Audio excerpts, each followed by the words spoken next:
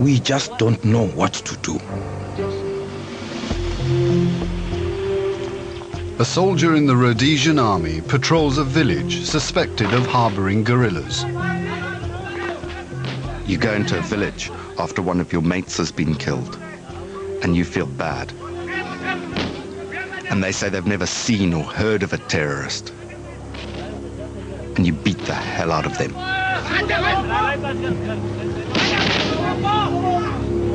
We'll take this man with us for questioning, but he won't be harmed, all right? Atrocities are committed by both sides. 30,000 African civilians are killed. White Rhodesians are also victims. 48,000 decide to leave. Many move to South Africa. April 1980. The war in Rhodesia is over. Robert Mugabe's ZANU-PF party has won the country's first free elections. Britain's empire in Africa has gone. As leader of independent Zimbabwe, Mugabe extends a hand of friendship to the 100,000 whites who choose to stay. Oppression and racism must never again find scope in our political and social system. It could never be a correct justification that because the whites oppressed us yesterday, when they had power, the blacks must oppress them today. Long live our independence.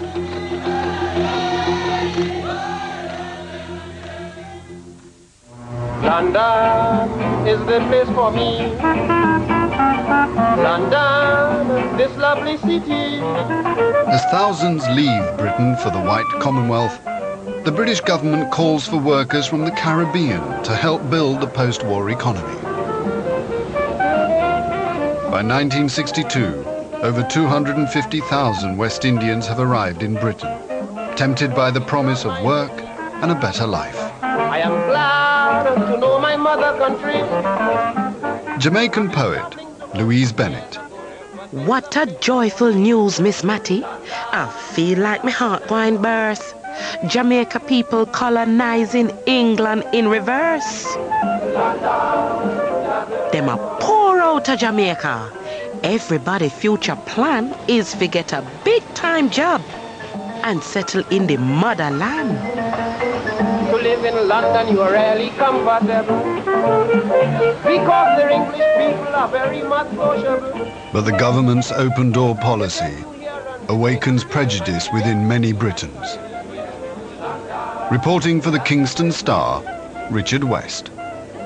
At Waterloo Station on Saturday afternoon, a policeman watched the hundreds of West Indians who had just come off the boat train.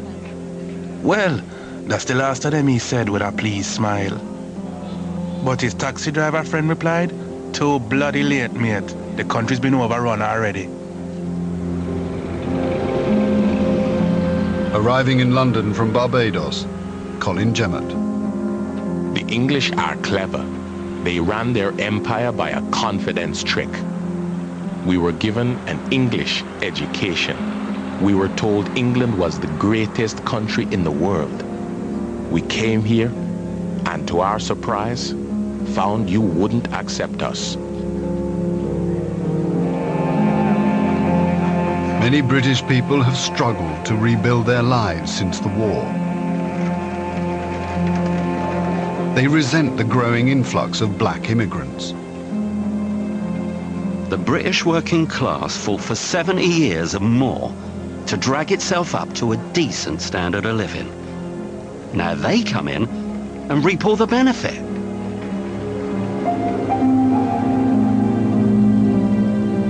A landlady in Salford.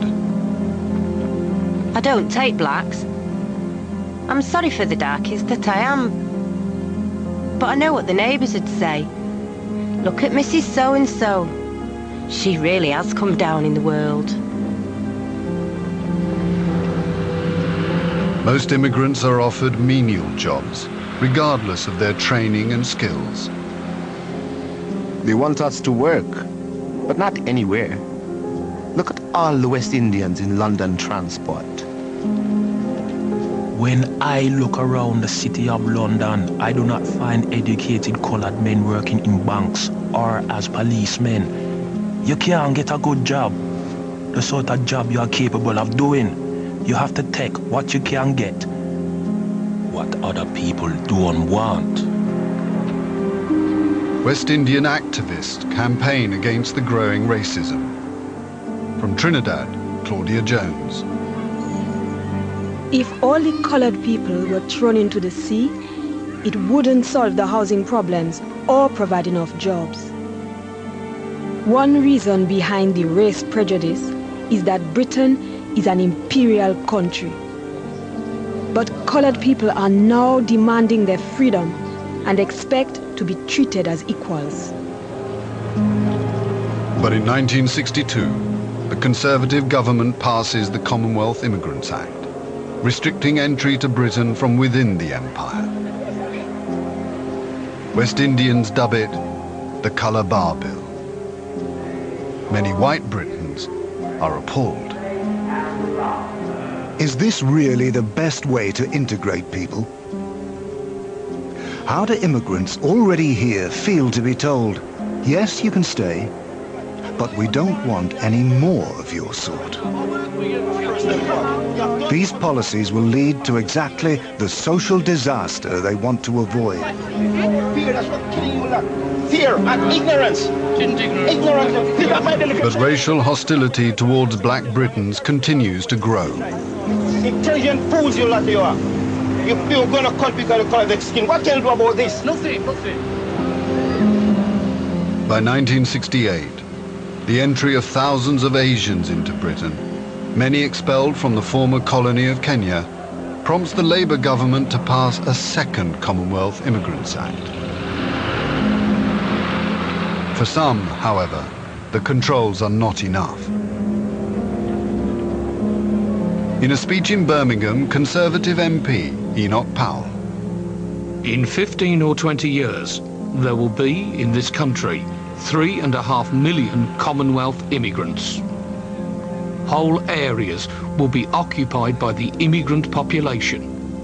It is like watching a nation busily engaged in heaping up its own funeral pyre.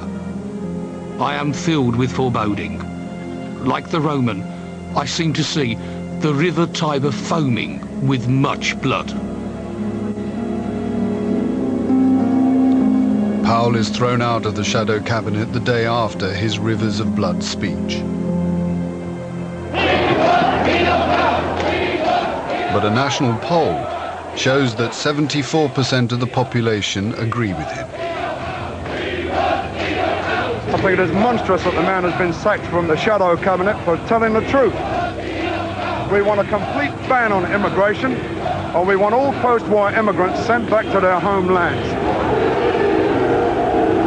I love my country. I can see it being run down by a load of traitors. I want my own culture, my own ear, what I fought for. Oscar Hahn of the West Midlands Race Relations Board. If Mr. Powell wants to tell more than 1 million citizens of this country that because they're coloured, they're unwanted here, this is an act of brutality from which this country could never morally recover. Throughout the 1970s, many Commonwealth immigrants become increasingly isolated within British society. Indian-born factory worker Rampal. I often wonder in my heart why English people do not